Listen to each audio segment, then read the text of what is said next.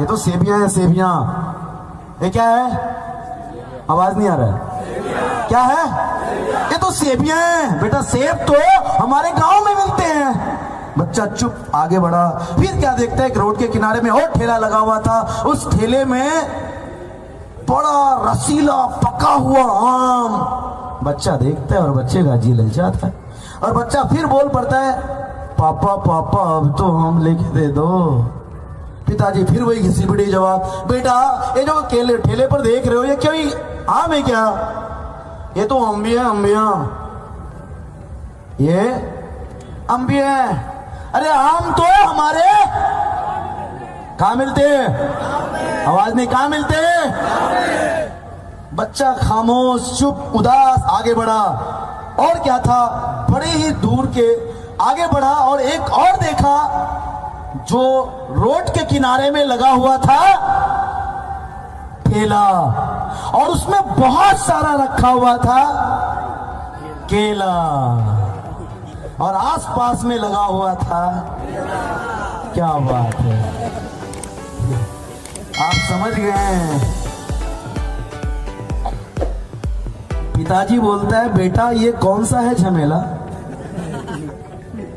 क्योंकि बच्चा वहां पर था, मम्मी नहीं थी, बच्चा वहां था अकेला। फिर बच्चा वही सवाल, पापा पापा अब तो केला लेके दे दो। पिताजी फिर वही घिसी पिटी जवाब, बेटा ये कोई केला है क्या? ये तो केलियां हैं केलियां। अरे केले तो हमारे। बच्चा वापस उदास पहुंच गया हेड ऑफिस। घर आया, कहां पहुंच गया? किसके पास?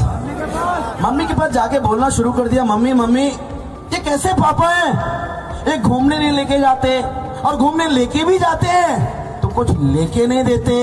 ये कैसे पापा हैं? ये कोई पापा है क्या? ये तो पापी है, पापी। पापा तो कहाँ कहाँ कहाँ कहाँ? अरे भाई पापा गांव में कहाँ होते यार? पापा तो सबके अपने घर में होते हैं। मैंने कुछ नहीं बोला भाई, आप लोगों ने बोला गांव में होते हैं। पापा कहीं गांव में होते हैं? पापा सबके अपने घर में होते हैं ना भाई। ओके चलो कोई बात नहीं, हंस लिया आपने। ये जोक नहीं था दोस्त, समझदार लोगों के लिए इशारा काफी था। अब भी नहीं समझे? अब भी नहीं समझे दोस्तों? अब भी नहीं समझे तो लो समझ लो, क्योंकि अगर आप भी अपने बच्चों का सपनों का गला घोटना चाहते हैं, अगर आप भी अपने बच्चों के सपनों का गला घोटना चाहते हैं, तो फिर ग्लेज में आने की जरूरत नहीं है। अगर आप अपने बच्चों के सपनों का गला घोटना नहीं चाहते, बल्कि उनके छोटे से छोटा और बड़े से बड़ा सपना पूरा करना चाहते हैं, तो आइए आपका ग्लेज में स्वागत है। क्योंकि नसीब ने अपने बच्चों का नहीं, अपने मम्मी पापा का नहीं, बल्कि हजारों का नहीं, ऐसे बहुत सारे लोग हैं जिनका सपना नसीब ने ग्लेज की वजह से पूरा कर चुका है। दोस्तों अगर मैं आपको बताऊं, सच बात तो ये है कि मैं जब इस ग्लेज में काम को शुरू किया था, तो सिर्फ और सिर्फ इसलिए काम को शुरू किया था कि मेरे पिताजी को उस मेहनत से हम उसको आराम में बदलते हुए देखना चाहते थे। हेलो। और फिर क्या हुआ दोस्तों, मैं उसी सारे चैलेंज का सामना करते हुए सीडी से पीडी बना, ईडी बना, एसडी बना, आरडी बना, और दोस्तों फाइनली उसी संघर्ष का सामना करते हुए मैंने दोस्तों बहुत सारी चुनौतियों का सामना किया। उसमें से एक बात और याद आ रही है आरडी लेवल की, आपको बता दूं, छोटी सी मैं शॉर्ट में बताने की कोशिश करता हूं। दोस्तों बहुत बड़ा त्योहार था ईद का, और उस ईद के त्योहार के दिन सब लोग, बहुत दिन से मैं घर नहीं गया था, मैं सोचा था घर जाऊंगा, और मैंने घर पे बोल भी रखा था मैं घर आऊंगा, और उस त्योहार के दिन मैं घर नहीं गया। और क्या हुआ, घर से फोन आया, और घर से जब फोन आया तो सब लोग बात करते करते करते इमोशनल हो गए, और उसी में मम्मी बात करते करते इमोशनल हो गई, और मम्मी बात करते करते इमोशनल इतना हो गई कि वो रो दी, और इतना रो दी तो दोस्तों सच बात तो ये है कि मम्मी के रोने की वजह से मैंने भी रो दिया और रोते हुए मम्मी से पूछा, क्या मम्मी आप जिंदगी में ऐसे ही आंसू बहाते रहना चाहती हैं? क्या मम्मी आप जिंदगी में ये दिन दोबारा देखना चाहती हैं? क्या आप फिर से चाहती हैं कि पूरी जिंदगी का त्योहार ऐसे ही आपको अकेले मनाते रहना पड़े? अगर नहीं चाहती है तो आज जितना रोना है रो लीजिए, जितना आंसू बहाना है बहा लीजिए। ये नसीब आपसे वादा करता है, जब तक उस आंसू को मोती की शक्ल में बदल नहीं देगा घर जाने वाला नहीं है। और दोस्तों थैंक यू। और जब मैं घर नहीं गया फिर क्या हुआ, अपने इस ग्लेज परिवार के साथ वो ईद मनाया और अपलाइन ने मुझे समझाया था, नसीम अगर तुम्हें ईद मनाना है तो जरा पूछ त्योहार के बारे में उस बंदे से जो त्योहार के दिन भी 2 टाइम का सही से खाना नहीं खा पाते होंगे, कैसे मनाते होंगे त्योहार। उस त्योहार के दिन भी उसकी आंखों में क्या होता है? क्या उसी आंसू बहाने का नाम त्योहार है? पूछ त्योहार के बारे में उस बंदे से जो त्योहार के दिन भी एक ड्रेस के लिए तड़पता होगा।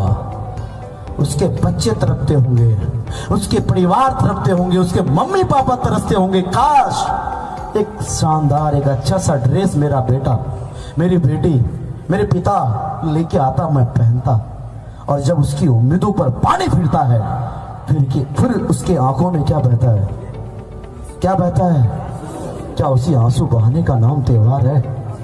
पूछो त्योहार के बारे में उस बंदे से जो त्योहार के दिन भी एक अच्छा छत नसीब नहीं होता होगा। उस त्योहार के दिन उसके आंखों में क्या होता है? क्या होता है? क्या उसी आंसू बहाने का नाम त्योहार है? पूछो त्योहार के बारे में उस बंदे से जिसके छोटे छोटे बच्चे, जिसकी बीवियां अपने पति से, जिसके छोटे छोटे बच्चे अपने पिता से ये उम्मीद लगाकर बैठे होंगे कि काश मेरा पिता, मेरा पति कुछ लेके आता और मेरे सपनों का कुछ तो सपना पूरा होता। दोस्तों उस दिन मेरे उस अपलाइन की बातों को समझते हुए मैंने ग्लेज के साथ त्योहार मनाया। और फिर क्या हुआ, अगला त्योहार आते आते मैं इस ग्लेज में बन गया आरडी से डायमंड डिस्ट्रीब्यूटर। और दोस्तों जब मैं डायमंड बना, मुझे याद है वो त्योहार जो कि मैंने अपने फैमिली के साथ उससे पहले कभी नहीं मनाया था। दोस्तों अगर आप भी ऐसा त्योहार मनाना चाहते हैं तो बस एक बार इस नसीम की तरह आपको कमिटमेंट लेना पड़ेगा, करूंगा या करेंगे या फिर भी पीछे। दोस्तों फिर मैंने अपने प्लान के प्लानिंग पर काम करता रहा, छोटे छोटे सपने थे पूरे किए और बहुत सारे सपने दोस्तों मैंने पूरे किए। डायमंड बनने के बाद मेरे एक छोटा सा सपना और है जो मैं शॉर्ट में शेयर कर देता हूं। मेरे मम्मी पापा कहा करते थे, कभी बेटा कभी मुझे उस जगह तक लेके जाओगे तो हम लोग बहुत खुश नसीब होंगे। समझ गए आप? और दोस्तों डायमंड बनने के बाद सबसे पहले अपने मम्मी पापा को जगह तक लेके गया। और जब याद है मुझे सब पहली बार, मैं बड़ा शॉर्ट में आपको बता रहा हूँ क्योंकि टाइम कम है और मुझे पता है कि आपको ठंडी भी लग रही होगी। तो दोस्तों अपने 2-3 मिनट में अपनी बात को मैं एंड करूंगा। तैयार है आप? Yes sir. और दोस्तों मैं जब सबसे पहली बार अपने मम्मी पापा के साथ फ्लाइट में बैठा था उस पाक जगह के लिए, पाक लोगों के साथ, दोस्तों मुझे याद है वो दिन जब मम्मी के आंखों में आंसू आ गया था। और याद है मुझे वो भी दिन जब उसी मम्मी के आंखों में आंसू तब भी था जब पिताजी को मेहनत करते हुए उनको देखा नहीं जाता था। आंखों में आंसू मम्मी के तब भी था जब हम सभी के छोटे छोटे सपनों का गला घोटा जाता था। और मम्मी के आंखों में आंसू तो तब भी था जब पिताजी के इलाज के पैसे नहीं हुआ करते थे। आंसू तो तब भी था, लेकिन उस दिन का आंसू कुछ और का यानी गम का था और इस दिन का आंसू खुशी का था। और खुशी के आंसू का कोई जवाब नहीं होता है दोस्तों। Thank you. और जब मैं वहां से मम्मी पापा को साथ में लेकर हज करवा कर आया तो मुझे जहां तक लगा कि मम्मी पापा यही दुआ कर रहे थे, हेलो, कि बेटा तुमने मेरा सपना पूरा किया। हम दुआ करते हैं कि तुम इस लायक बनो कि तुम अपने जैसा एक नहीं, दो नहीं, हजारों नसीम तैयार करना ताकि वो भी अपने मम्मी पापा के अधूरे सपने को पूरा कर सके। और वही कारण है कि आज भी ये नसीम दिन रात सफर करता है, मेहनत करता है, भागता है ताकि ये अपने सपनों के साथ साथ आप जैसे लोगों का सपना पूरा करवा सके। Thank you, thank you. तो क्या आप तैयार हैं? बाकी दोस्तों, मैं अपनी कामयाबी की दास्तां मैं आपको अपनी ज़बान से क्या बताऊं। अगर आपको पढ़ना है, अगर जानना है कामयाबी का मिसाल, तो चले जाइएगा गेलवे पत्रिका में, मिल जाएगा वहां पर आपको ढेर सारी कहानियां।